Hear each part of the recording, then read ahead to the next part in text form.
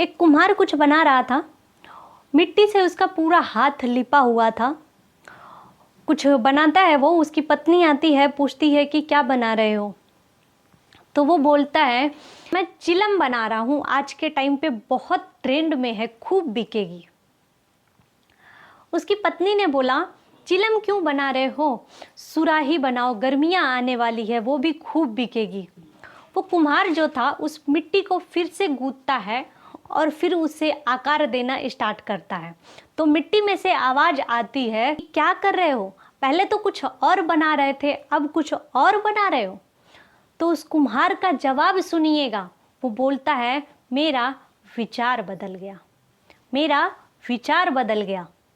मिट्टी का जवाब सुनिएगा। वो बोलती है तुम्हारा तो विचार बदला, मेरा पूरा जीवन ही बदल गया, क्योंकि पहले चिलम बनाई जाती, खुद भी जलती और दूसरों को भी जलाती, और अब सुराही बनूंगी, खुद भी शीतल रहूंगी और दूसरों को भी शीतल रखूंगी। सोच बहुत मैटर करता है माय डियर फ्रेंड्स।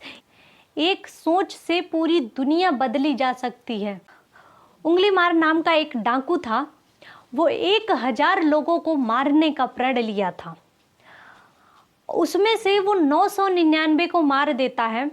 उसके बाद वो जो रास्ता होता है वो भी बंद कर दिया जाता है, पहले से बंद किया रहता है कि यहाँ पे कोई नहीं जाएगा, यहाँ पे उंगलीमार रहता है। वहाँ का जो राजा होता है वो भी डरने लगता है उंगलीमार से। उसकी माँ कभी कभी उससे मिलने जाया करती थी, वो भी वहाँ पे जाना बंद कर देती है।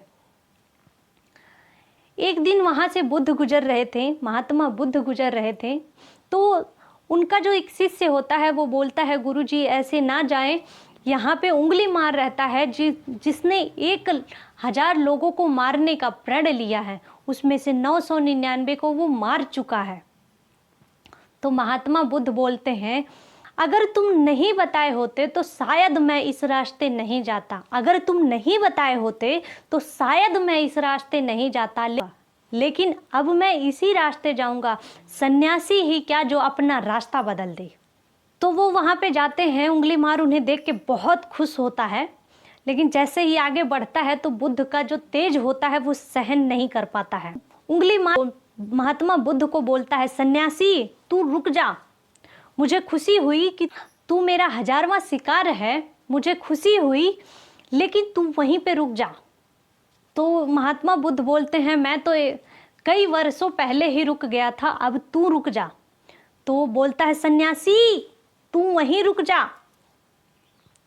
तो महात्मा बुद्ध और नजदीक जाते हैं, बोलते बोलते उंगलीमार जो होता है उनको मारने के लिए तैयार होता है। उसके बाद जैसे ही वो बुद्ध जो होते हैं वो बोलते हैं ठीक है तू मुझे मार ले, लेकिन उससे पहले एक काम करो, उससे पहले एक काम करो कि ये जो पेड़ दिख रहा है इसकी एक टहनी को काट।